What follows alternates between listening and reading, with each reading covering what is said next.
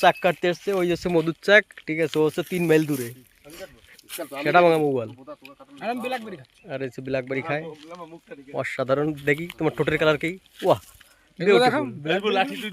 দারুণ।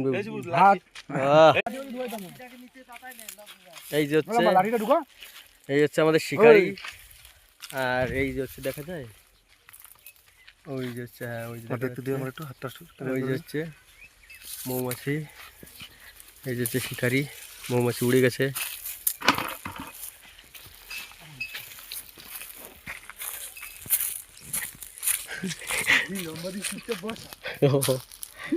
মাল উড়ে গেছে, ঠিক আছে, বিশাল উপর দিয়ে ভন ভন করছে।